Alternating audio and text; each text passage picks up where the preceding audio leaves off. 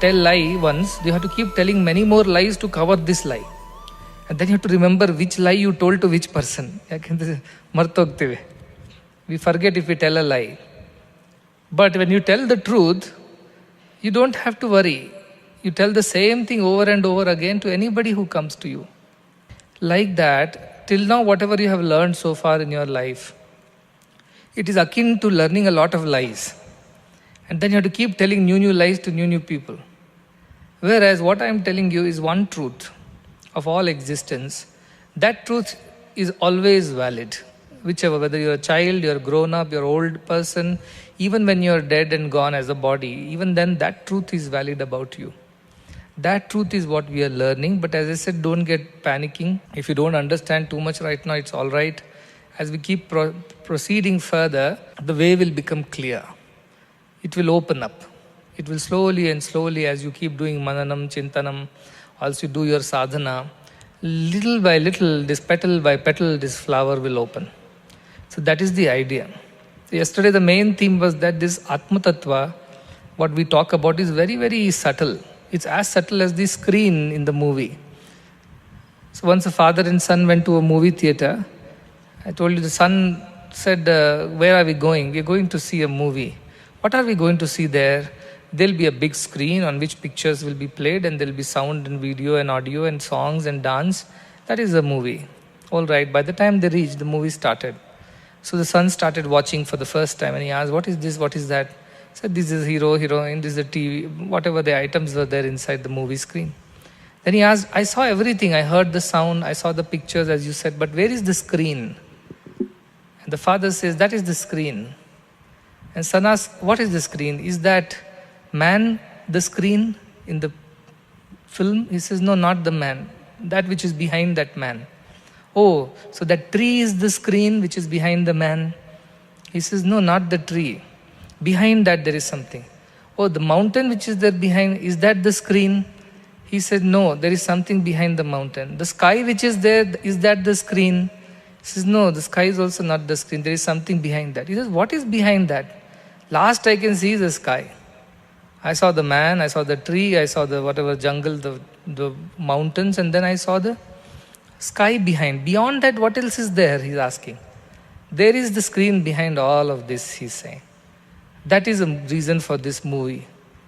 But the child is unable to understand. So he asks, is this all not screen? The father says, this all is screen only because it's all playing on the screen. But yet it is not the screen. That is what I was telling yesterday. Anyad eva tat viditat. Anyad aviditat adi. It is different from the known and it's different from the unknown. That is the knowledge of the self. Because all the pictures which are playing on the screen are a part of the screen. Yet none of them is a screen. Likewise, you think of yourself as the screen on which there are 5 things being played. The body is being played. Behind the body, the prana, the life force is being played. Behind the life force, mind is being played, which controls your thoughts and manages your body. Behind that, there is a discrimination, a buddhi, a intelligence which is being played, which understands hot from cold and good from bad. Behind that, there is an experience which is being played. When you have a hot cup of coffee in the morning, on a cold winter morning, you feel happy. That happiness, the feeling itself is one of the things. The 5 things are playing on this movie. Like the man, behind that there is a tree, behind that there is a forest, behind that there is a mountain, behind that there is the sky, and behind that there is the screen. Likewise, there is a body, behind that there is a life force, behind that there is a mind which thoughts, behind that there is the intelligence, behind that there is the experience, and behind that is the very fundamental basis on which all these 5 are working. Can you understand this example? So are you the body? Yes and no. Are you the mind? Yes and no. Are you the prana? Yes and no. Are you the vijnana or the knowledge? Yes and no. Are you the experience of all these things together? Yes and no. Because are you the tree? Is tree the screen? Yes and no. Yes, because yes, it's on the screen. No, because it is actually not the screen. The screen is actually the one on which the tree is showing up. Likewise, all these 5 things are showing up on that true self that you are. Theoretically, get it into your head that I am not just this body and mind and prana and vijnana and the experience, ananda kosha. Behind that there is something on which all the five are being played.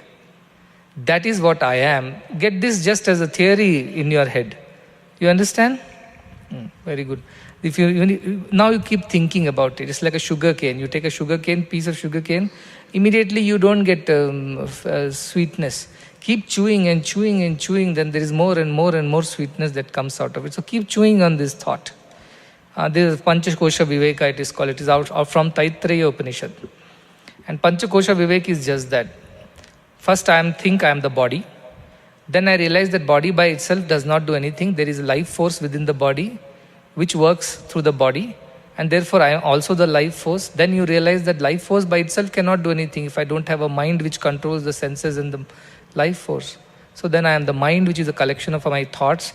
Then I think my mind, how does it decide on thing? I have one more level of intelligence which decides for the mind, and mind decides for the body. And then I realize what happens when all these things are happening. I have an experience, good or bad, happiness or sorrow. That experience is the fifth one. And who am I then? Then you realize that I am that one on which all these five are dependent. I am the one on which all these five are being projected. But if these five are removed, will I be there? Yes, I will be there. Like the screen will be there even if the movie stops.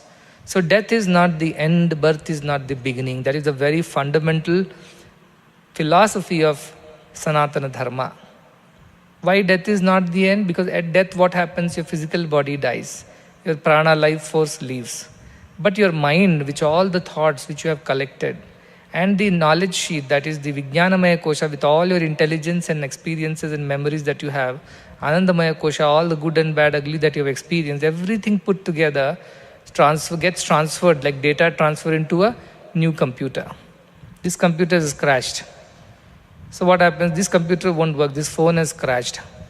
All the data from this phone is now being transferred, all the contacts, all your emails, all your messages, and things are getting photos, getting transferred to new phone. So phone is gone, battery is gone, but what is not gone? The data is not gone. This data is getting transferred into a new phone. And these five koshas that you saw just now, when you die, the first body kosha falls away. The prana kosha detaches from the body. The mana, all your thoughts that you have collected over the last one birth or many, many births, along with the vijnana kosha, which is the knowledge or the discrimination, the storage of all the things that you have collected. And the final is anandamaya kosha, the experiences of this life, good and bad. All these things get transferred into a new body. That is why some children are born singers. And some children, even if they practice 50 years, they can't sing. Why? Because that is come from a previous birth's activities, all those instincts. So somebody asked me, just a question is there here. Swami, these thoughts keep coming all the time. We can't sit down and say that I don't want to think. Doesn't happen. Since we were born, we are thinking. Have you realized that not even a moment passes in your life when you are not thinking? You are thinking of something or the other all the time. Do you realize that? Have you noticed that about yourself? Even if you try to sit down, you start thinking that now I am meditating. Even that is a thought. All this time these thoughts are there. They say around 16,000 unique thoughts, different thoughts a mind thinks per day. It's a unique thought. Then their repetitive thoughts will be there. That will run into 50, 60,000 then. Because one thought we think 3 times, 4 times during the day. 16,000 thoughts pass through the mind every single day. Average mind. So you can imagine how much your mind is so busy. Now to put that mind to tell that stop thinking a little bit, calm down, it's very difficult because you're used to thinking. So the more number of years you have spent on earth, the more you have thought. It means the more difficult it is to tell the mind, calm down, calm down. It's not possible. It needs something to think about. So first step is what? Instead of thinking about these useless things which will not last, as Nachiketa says, it won't last tomorrow. So many empires have been built and died. These mountains are a witness to many attacks, many fights in this area. So many emperors fought for this land. And while they lived, they thought they are the ones who rule this and nothing will happen to them. But after some time somebody attacked, they lost the battle. Somebody else ruled this place. However glorious and amazing they sounded at that moment, After some time, none of this existed. So the idea of that is that because this mind, why should you think of all these things which won't exist tomorrow? So let me think of something which is permanent. So that is why I told chant something like I am divine or Aham Brahma or something like that. So somebody wrote a question, Aham Brahma Swami, again Aham, ego is coming no, in Aham. So how do I deal with this now? What should I chant? So I said, see, first of all, you have already an ego. What is the ego? Ego is identification with this body. If somebody says, who are you? Without doubt, without a moment's delay, you will tell, I am this body and this is my name. It's without, because from childhood it has been taught. You are the body with a name. So when the first time anybody asks you, the first thing that you say is, this is what I am. This body with a name is all that I am. But behind that you have to remember, or you have to be aware that this is for the sake of loka vyavahara, for the transaction of the world. Behind that I am what I am. So the idea is that so many things have come and passed. Mind is so used to thinking that you are the body with a name. Suddenly mind cannot all of a sudden think that no, I'm something beyond this. It's not possible for the body because it's a habit. If you've been doing something, it becomes a habit. Then I say, even if you remove the H, a bit remains. Even if you remove A, bit remains. Even if you remove B, it remains. That is habit. Therefore, habit of knowing ourselves as the body and mind ever since we were born, the first ignorance that was taught to us was namakarna. Namakarna, samskara. Give him a name, give him an identity. That's where the problem began. That's why Madallasa, a great queen from the past, when her children were born, she would not tell, your name is this, your name is that. She will sing to them.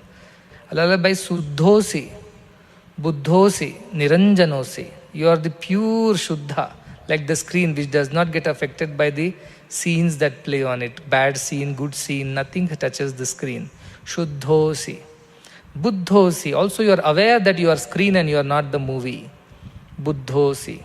And Niranjanosi. Niranjana means always busy, always lost in one's own revelation, all busy, happy within oneself. Why the screen, would you think screen becomes sad when a sad scene starts? Or screen starts becoming happy when a happy scene starts? Or when it rains, does the screen become wet? Or when there's a scene where there's fire on the screen, you think the screen becomes burnt? None of this happens. It appears it is happening like that. Niranjana, you are within yourself busy. Outside, whatever is happening is not affecting you. Samsara maya parivarjitosi. This idea that I am the movie and not the screen is maya. Maya means believing something, it exists, whereas it does not exist. That is maya. If you think it exists, whereas it does not exist, that conditioning is called maya. So the normal person will come and see what? Movie. The hero exists in the screen. But if you go there, it does not exist. Can you catch hold of that hero in the screen? This is maya. The idea that it exists there, whereas it doesn't exist, that is maya. So Madallasa says, oh my dear child, samsara maya parivarjitosi. You are above and beyond. You are unaffected, untouched by this illusion that it exists, whereas it doesn't exist. Like the hero in the screen does not exist. Like that, you as these characters don't exist. You as the screen do exist. On your mind, all these characters are being played. You are a brother one day, you are a sister, or you are a son, you are a father, you are an uncle, you are an aunt, you are this and your teacher and a student. All these roles are getting played on you. You are untouched. But somebody who sees you from the outside, what will they think? He'll think you are the brother, because the brother picture has come up on the screen right now. And you start talking, behaving like a brother to your sister or siblings. Somebody sees your father comes and sees you, the screen that you are. The moment your father comes, what emerges on the screen? A son or a daughter emerges. And that son or a daughter now behaves according to the father. After your father goes, your friend comes. Immediately the new person that appears on the screen is a friend. You only as a friend to your friend. Then suppose students come in the class, your screen now shows you as a teacher. And students look at the screen, but they don't see the screen, they see the teacher on the screen. You understand what I am saying? And when everything is off, you are within yourself, you are just the screen. You are neither a father, mother, brother, sister, Nothing. When you are doing nothing, let us say there is nobody around you, you are in your own room. You are yourself. So like that, world is like a movie theater. You are the screen, people are coming and watching you. When your father comes, he watches you as a daughter or a son. When your brother comes, he watches you as a brother or a sister. When a teachers come in front of you, they watch you as a student, good or bad student. Likewise, anybody who comes in front of the screen, they see the movie that is going on you. And you become the characters, brother, sister, father, mother, uncle, this, that. But at the end, who are you? You are just the screen, which portrays all these characters. So you are all of them, yet you are none of them. So this analogy, you have to get it very, very deep and right in your mind. If you get this idea right, your life will be right. You'll just do acting. When your teachers come, you will now become a student and behave like a student. When teacher goes, your parents come, you'll become the child and behave like their children. When your brother comes, you'll behave like a sibling. When a friend comes, you'll behave like a friend. When your uncle or aunt comes, you behave like a nephew or a niece. When God comes, you'll behave like a devotee. Everybody will behave according to who is coming and watching you. If nobody comes and watches you, you can just be the screen. You don't have to project anything to anyone. That is what happens to you when you're in deep sleep. Your projections are switched off. You're neither a brother, nor a sister, nor an uncle, nor an aunt, nor a man, nor a woman, nor young, nor old. You are just the screen in deep sleep. That is why deep sleep is very pleasant. Have you noticed that when you have a good deep sleep, you feel very happy? Very fresh you feel. Because your mind has gone back to rest. It has stopped thinking that you're a student. Your exams are over, it has stopped thinking that you're a student who has to write exams. So at that moment, mind has withdrawn itself, the projections have been switched off, and you get into deep sleep where you're just the screen. Yesterday, like when we switched off all the projections on the TV, what remained is what is truth. On the TV, various things were played. Like that on you, on your mind. This mind takes many shapes. It becomes a brother, it becomes a sister, it becomes an aunt, it becomes an uncle, it becomes all kinds of things in the world. Mind becomes. But you, on which this mind is becoming several things, is the Atman. Atman is the screen, which does not change. This is the fundamental truth of all existence. Get this analogy right and sit and do mananam on this analogy. When you think like that, slowly, this concept will start clarifying. Now you'll observe yourself. You observe yourself. Now when a teacher comes, what happened in me? Immediately, Sai Ram madam, Sai Ram sir. Suddenly that automatic response system is there within you. Your mind is so quick, it immediately responds. Suppose your father comes, immediately the daughter comes out of you. The son comes out of you. And when Swami comes, immediately the devotee comes out of you. Where was this devotee when you were with your husband or father or teacher? He was not there. When you were with your children, you were teacher. Where was the mother or aunt or uncle in you? He was not there. She was not there. But when your niece or nephew or your own people came, immediately you became their relative. You were not the teacher anymore at that moment. That is what is happening in our mind, keeps modifying itself according to the people and situations around. But behind the mind is this screen, the Atman, which remains the same, on which all these projections are happening. So the person who sees you from outside, that person is imagining you to be a sister, brother, teacher, student, Indian, foreign, old, young, intelligent, dumb, talented, useless. All these impressions are coming on you as the other person is watching you. Within you, you are just the screen, which doesn't change. That idea, if you get right, this is a Panchakosha Viveka. You have to go one level behind. Is that man the screen? No. Is that tree the screen? No. Is that jungle the screen? No. Is that mountain the screen? No. Is that sky the screen? No. What is screen behind that? Which holds all these things. The body, the prana, the mind, the vijnana and the experience ananda, all these that which holds, that is me. Because only when I am there, all these five are there. If I am not there, all these five will disappear. That's why they just burn your body. If they thought you were just the body, then they should preserve your body. But they just burn your body because they know he's not there anymore. So where did he go? Where did you go at death? You go to the same place where you go when you are in deep sleep.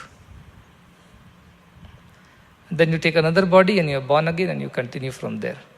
So that is how life goes on. This is a very fundamental truth of life. I was watching this clock kept here. Daily one watch they keep here. One day is a digital watch, one there is a watch with hands, one day small one, a big one, small clock, big clock they keep putting. Clocks are changing. Is the time changing? Time is the same, right? Even if I remove this clock and put another clock here, will the time change? It won't change. This also will show 11. This may show as hands, that may show as digital display.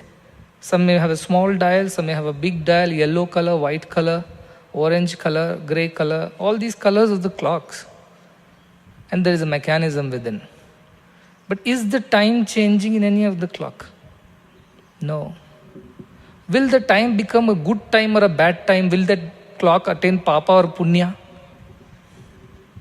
Rahu Kalam, so this clock is now cursed.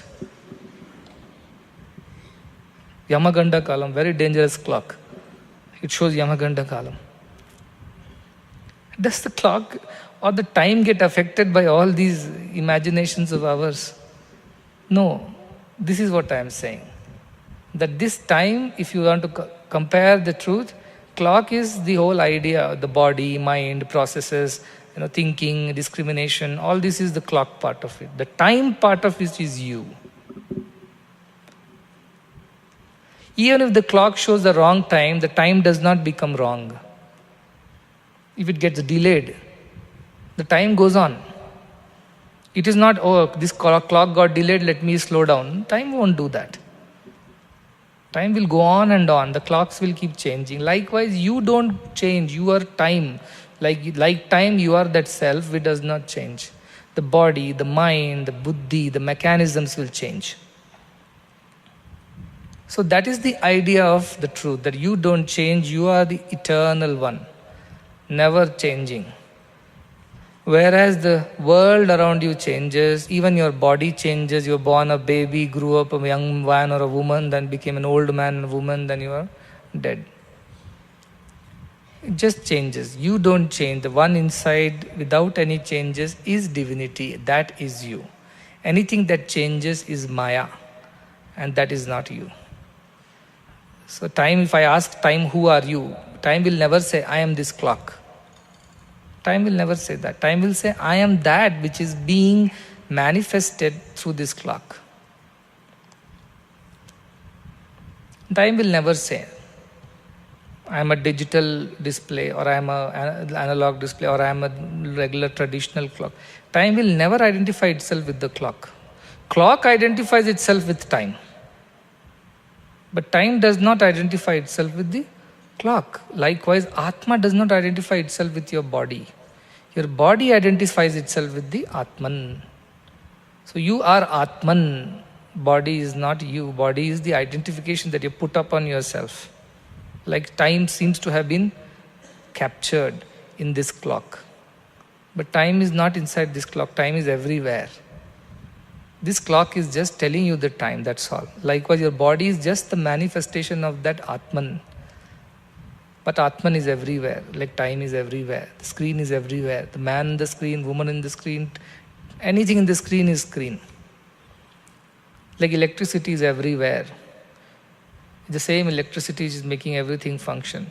No bulb can say, this is my personal electricity, don't take to another bulb. Everybody is going through the same experience of electricity. But because of our bulbs, or be our fans, or lights, or AC, or a TV, or a mic, the expression of that electricity is looking different. So the expression of the same time looks different in a digital clock and a regular traditional clock. The expression of that same divinity looks different in each person. Somebody is a good singer, somebody is a bad singer, somebody is a good teacher, and so on and on and on. All the variety in life is nothing but external manifestation of the same inside principle. And the best part is that it is not that it is your principle and it's not the next person's principle. No, everybody is running on the same principle. All clocks run on the same principle of time. All electrical gadgets run on the same principle of electricity. Like that, all of you are learning on the same single source principle of Atman.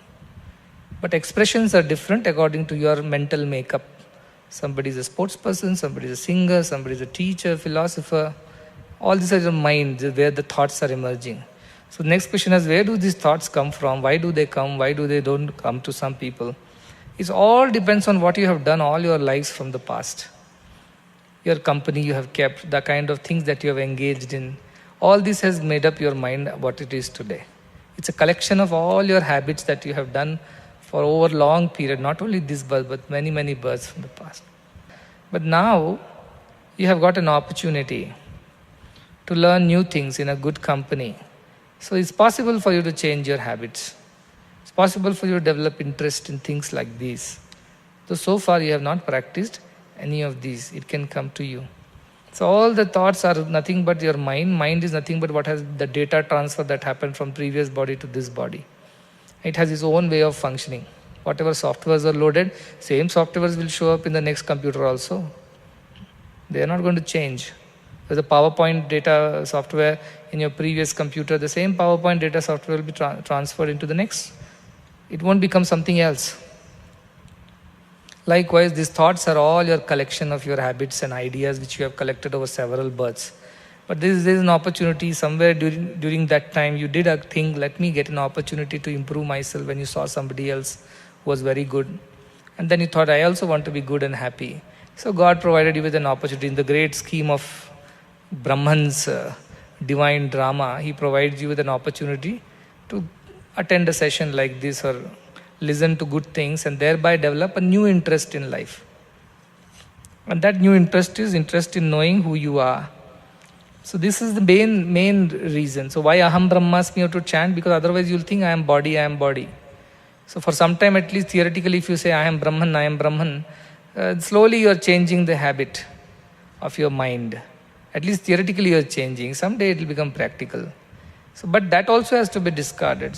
When a thorn is stuck in your flesh, you need one more thorn to remove this thorn. But finally what do? You throw both the thorns. So first thorn that got stuck in your flesh is I am the body with this name. And that is hurting you all the time. Now what do? You take one more thorn called I am God.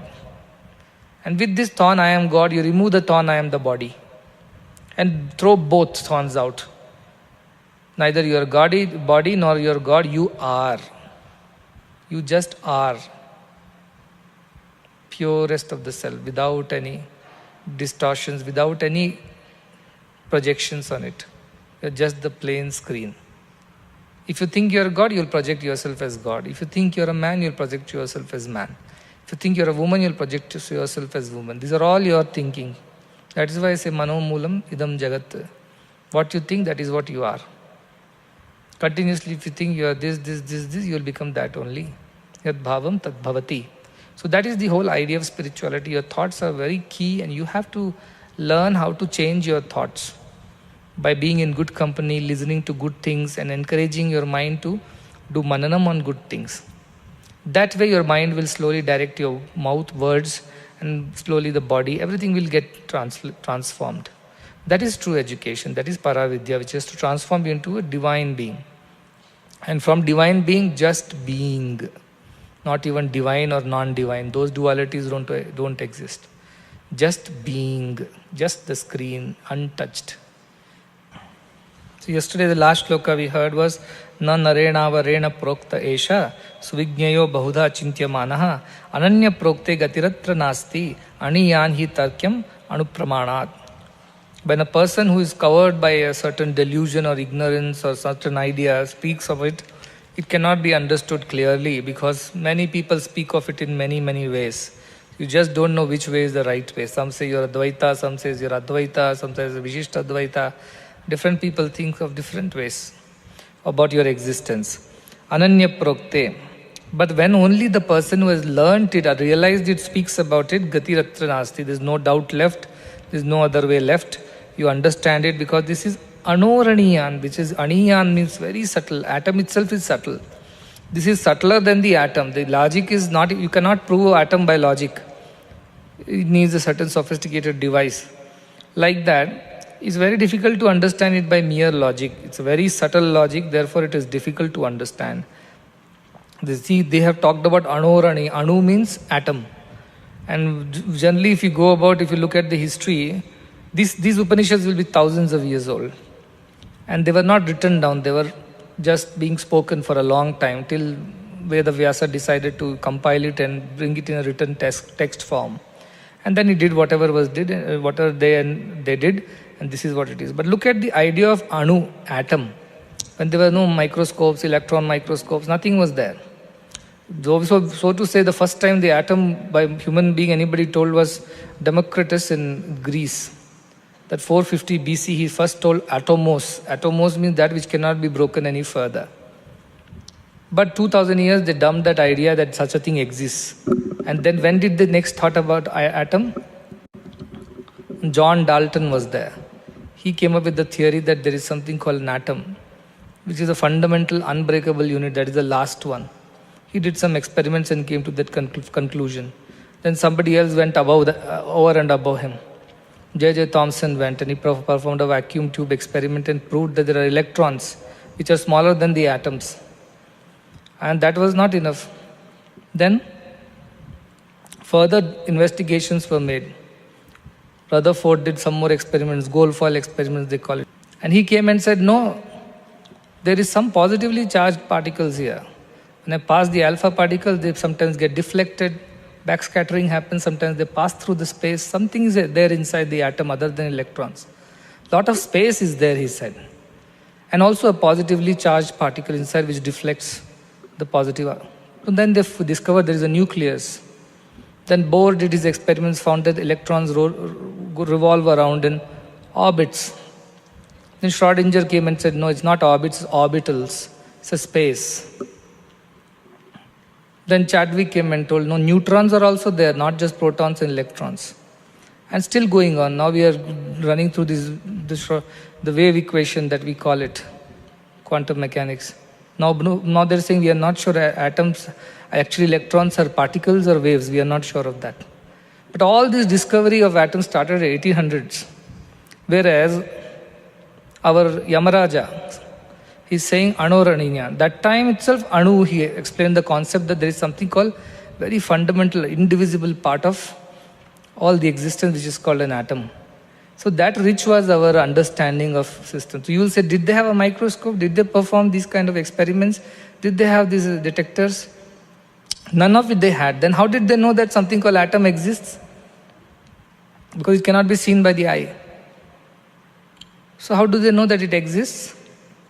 This is what is called, if you know that, you know everything else. If you know that, you know everything else, because that is everything. It's like you knowing your own hand. You don't need a microscope, you don't need a lens, you don't need a... you can see it, no, this hand exists, this is what you are. If stomach, you're feeling hungry, how do you detect that you are hungry? Is there an instrument required? No, you just know it within yourself because you're hungry, you're happy, you're angry. Like that, Yama and all these rishis just knew how far are stars, where is the moon, how far is the sun. They told diameter of earth in those days without anything. And how far is the moon and sun from earth. How did they get to know all these things without any proper telescopes and microscopes and nothing? This is that jnana, Brahma jnana. Once they become Brahman, they just know everything, because Brahman is the all-pervading thing. It is in everything. Therefore, you just know everything. By just focusing on something, you get to know all the properties of that thing. They did not have these sci-fi scientific equations to say it, but they just said it in one sentence. The anu did exist. Yamaraja said it then back.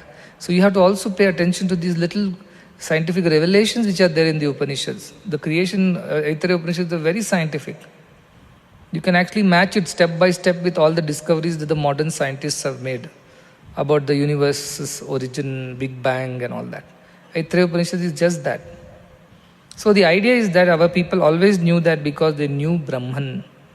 So if you know Brahman, you will get to know everything. So he again continues in the 9th shloka, he says, Na esha tarkena matirapaneya prokta anyenaiva sujnanaya preshta yam tvamapaha satya dhritir batasi twadrigno bhuyan nachiketa prishta. So he says, Na esha tarkena matirapaneya. This one, the Atman, cannot be understood by tarka, logic. Matirapaneya cannot be grasped, cannot be understood by the mind through logic. So though we try to give some logic, but you only know it theoretically, you don't really understand it. Prokta anyenaiva sujnanaya preshta. If anya prokta, anybody other than the true knower of this truth speaks about it, it will not be understood.